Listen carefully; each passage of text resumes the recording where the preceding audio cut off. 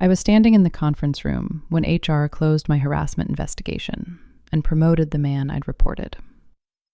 My name is Maya. I'm a claims processor at a corporate insurance company. I've been here 3 years. I work in the health claims department. The HR manager's name is Diana. She'd called me into a meeting. She was sitting across the table with the operations director. Diana slid a document toward me.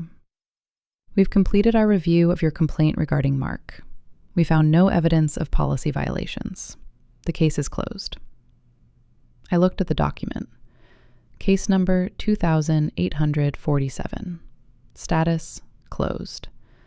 Investigation duration, 0 days. Interviews conducted, 0. You didn't interview any witnesses, I said. We reviewed your submission. The behavior you described doesn't meet the threshold for harassment under our policy. I documented 12 incidents over 6 months. I provided 3 witness statements. We've made our determination. This matter is closed. The operations director spoke. We're also announcing today that Mark has been promoted to senior claims manager. He'll be overseeing quality control for the department. I kept my hands folded on the table. He'll be managing the team? Yes, starting next week. Diana stood. If you have concerns about working under Mark's supervision, we can discuss a transfer to another department, but the harassment complaint is closed. I stood. I understand. I left the conference room. I went back to my desk. I opened my laptop. I had everything saved. 12 incident reports, 3 witness statements, the employee handbook section requiring HR to interview all parties before making a determination. I opened my browser. I navigated to the EECC website. I clicked File a Charge of Discrimination. They'd closed my complaint without investigation. They'd promoted him to supervise me.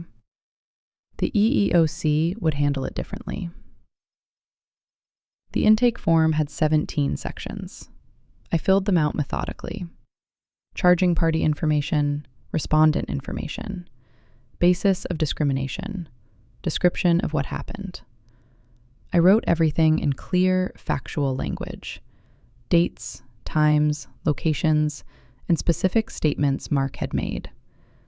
I attached my 12 incident reports, the 3 witness statements, the employee handbook harassment policy, Diana's email closing the case without investigation. The form asked if I'd filed an internal complaint. I checked yes. I entered the case number. I described how it was handled. I submitted the form at 4:47 p.m. on a Thursday.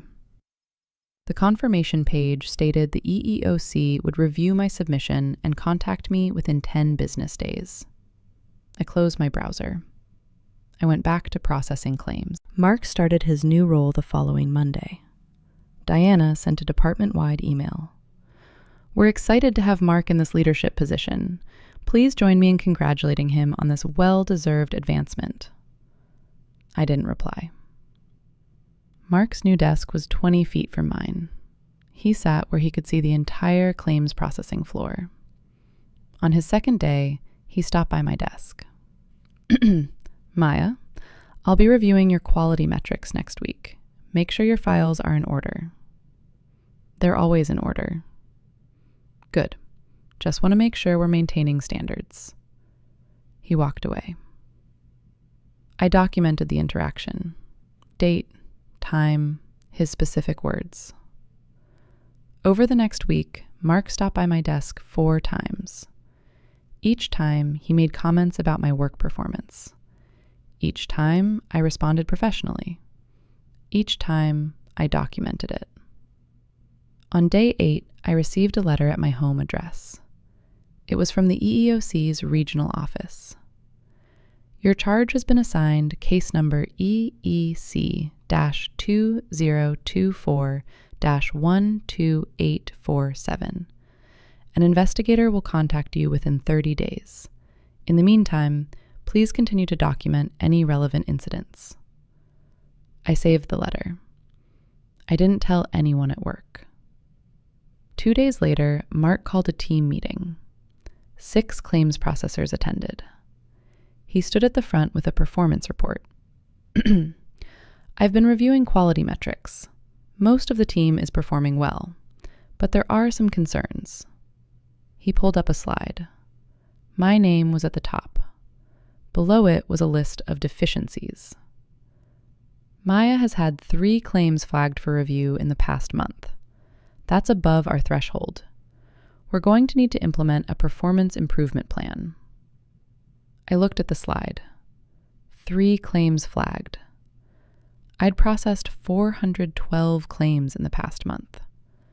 3 flagged meant a 0.7% error rate. The department average was 1.2%. I didn't say anything in the meeting. After it ended, I pulled my full performance records. I documented my actual error rate. I compared it to the department average.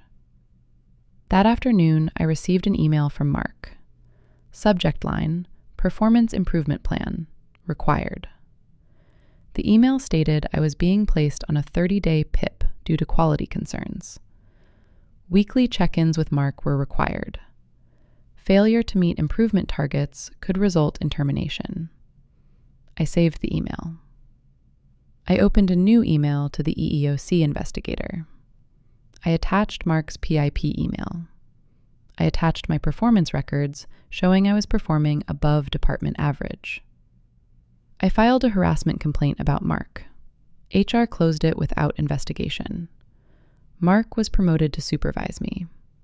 He has now placed me on a performance improvement plan, despite my performance exceeding department standards. I sent it. The next day, the EEOC investigator replied. Her name was Jennifer.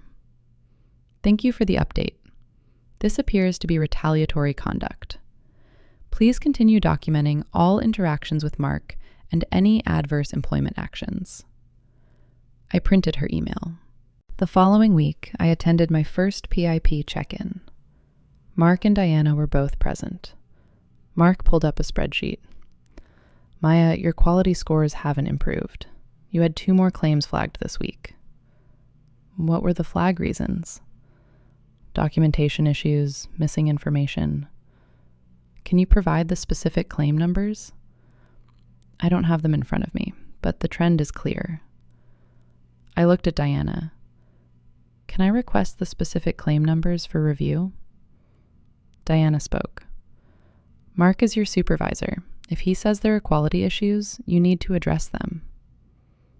I'd like to see the flagged claims so I can understand what needs to be corrected. Mark leaned forward.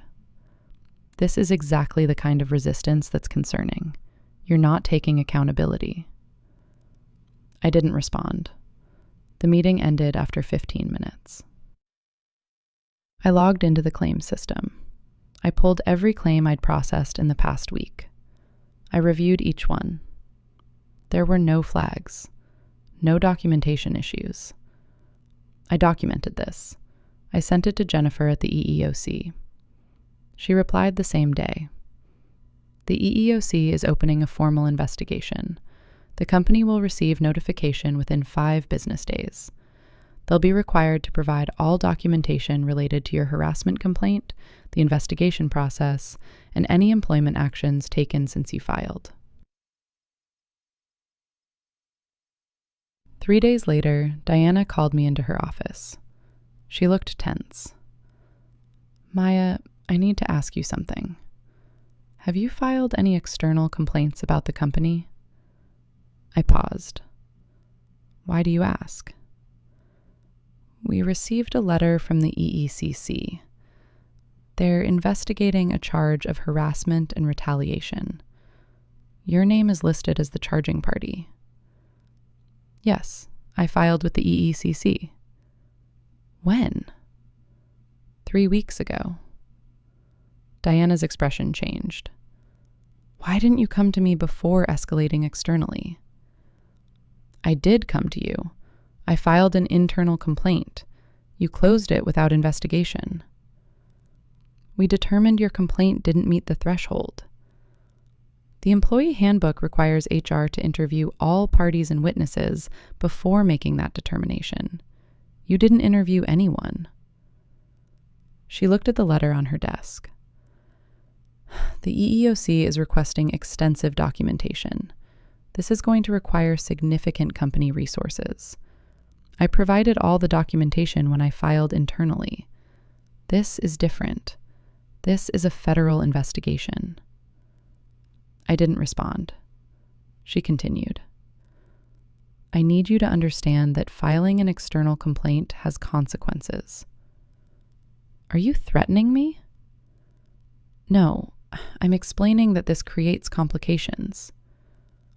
I left her office. That evening, I received an email from Jennifer. The company has been notified. Under federal law, they cannot retaliate against you for filing this charge. If you experience any adverse employment actions, notify me immediately. I printed the email. The next week, Mark canceled my PIP check-in. He sent an email. Due to scheduling conflicts, we're postponing this week's check-in. I'll follow up on the PIP next month. 2 weeks later, Jennifer called me. Maya, I have completed my preliminary investigation. I need to schedule an interview to discuss the findings. We scheduled a call for Tuesday. On Tuesday, I joined the call from a conference room at work. I've reviewed everything, Jennifer said.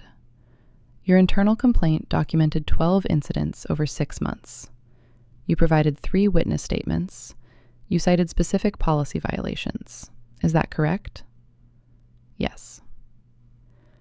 The company's response states they conducted a review, but I don't see any documentation of what that review entailed. No interview notes, no witness statements, no analysis.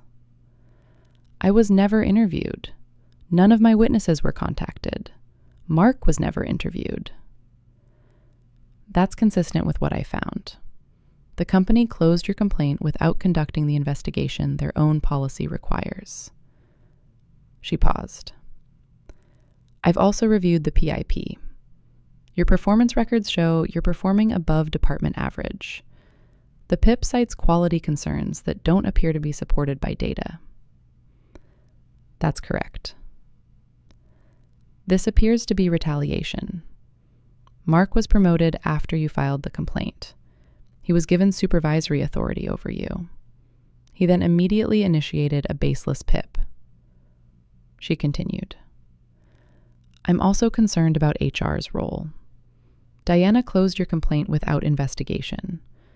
When you escalated to the EEOC, she suggested there would be consequences.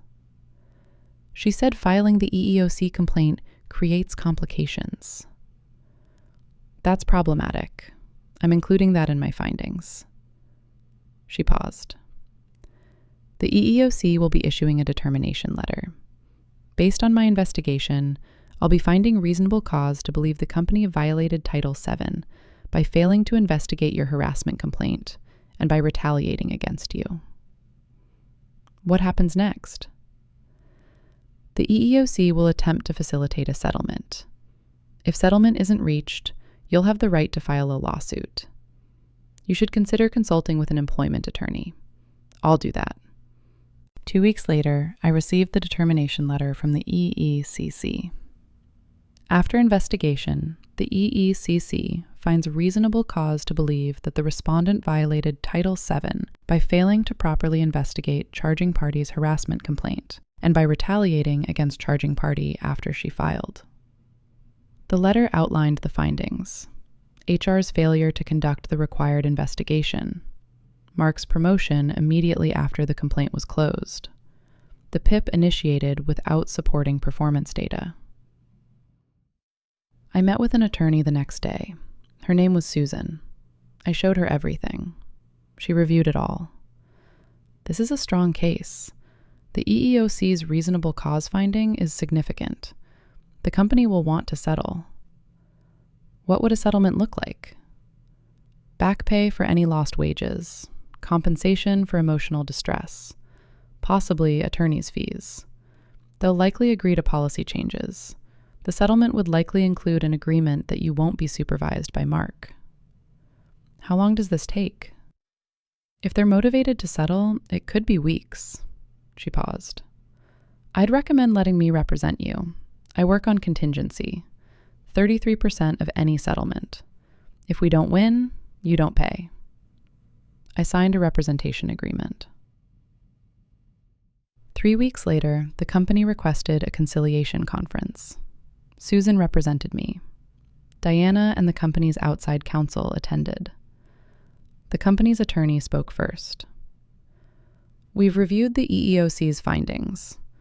While we disagree with some characterizations, we're interested in resolving this matter. Susan responded.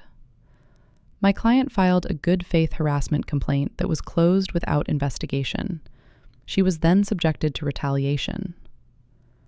The company's attorney pulled up a document. We're prepared to offer $75,000. Maya would resign.